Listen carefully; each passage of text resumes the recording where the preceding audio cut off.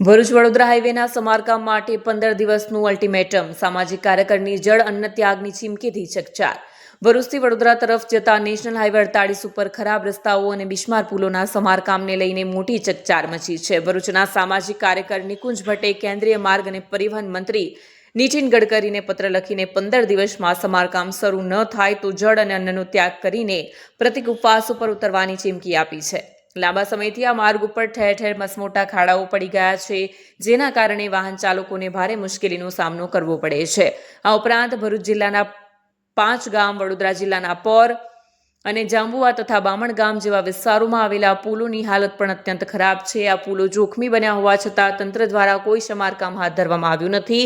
સામાજિક કાર્યકર નિકુંજ ભટ્ટે તેમના પત્રમાં સ્પષ્ટ જણાવ્યું છે કે જો આગામી 15 દિવસમાં આ રસ્તા અને પુલોનું સમારકામ શરૂ ન થાય તો તેઓ ભરૂચ જિલ્લા કલેક્ટર કચેરી અથવા ગાંધીનગર ખાતેની NHAIની કચેરી સામે પ્રતિક ઉપવાસ કરશે.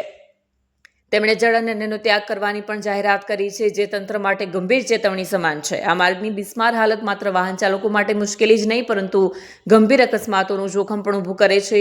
ખરાબ રસ્તાઓના કારણે વાહનોના ટાયર ફાટવા, ગાડીઓ પલટી જવી અને અચાનક બ્રેક મારવાના કારણે પાછળથી આવતા વાહનો સાથે અથડાવાની ઘટનાઓ વારંવાર બને છે. ખાસ કરીને રાત્રિના સમયે જ્યારે ખાડાઓ દેખાતા નથી ત્યારે અકસ્માત થવાની સંભાવના અનેક ગણી વધી જાય છે. આ માર્ગ ઉપર અવારનવાર સર્જાતા ટ્રાફિક જામ પણ વાહન ચાલકોનો કિંમતી સમય બગડે છે. આ માર્ગની હાલત સુધારવાની માત્ર સુવિધાનો જ નહીં, પરંતુ પ્રજાની સલામતીનો પણ પ્રશ્ન છે. હવે જોવું એ રહ્યું કે સામાજિક કાર્યકરની આ ચીમકી બાદ તંત્ર પોતાની આળસ ખંખેરીને તાત્કાલિક પગલાં લે છે કે પછી જેસે તેની પરિસ્થિતિ જાળવી રાખે છે. આ મુદ્દો આગામી દિવસોમાં વધુ ગરમાય તેવી શક્યતા છે. હું નિકુંજ ભટ્ટ ભરૂચમાં સામાજિક કાર્યકર્તા તરીકે કામકાજ કરી રહ્યો છું.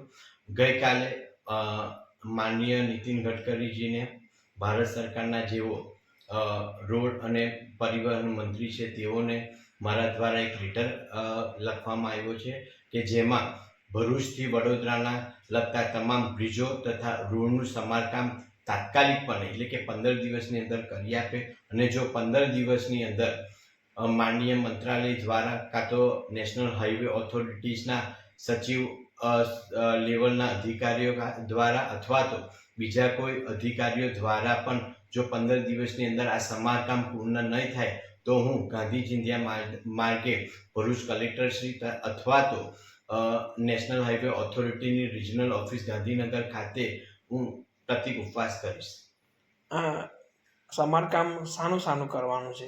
સમારકામમાં ભરૂચથી વડોદરામાં મુખ્યત્વે 4 બ્રિજો આવે છે: જામવા, માજગામ નજીકનો બ્રિજ, કંડારી બ્રિજ, બામણગ્રામ બ્રિજ અને પોર આગળ બ્રિજ છે તેના કારણે બ્રિજમાં ખાડા પડેલા છે અને આ બ્રિજોનું ખાલી સમારકામ કરી આપે તો ટ્રાફિકની સમસ્યા હળવી થઈ જાય એટલા માટે.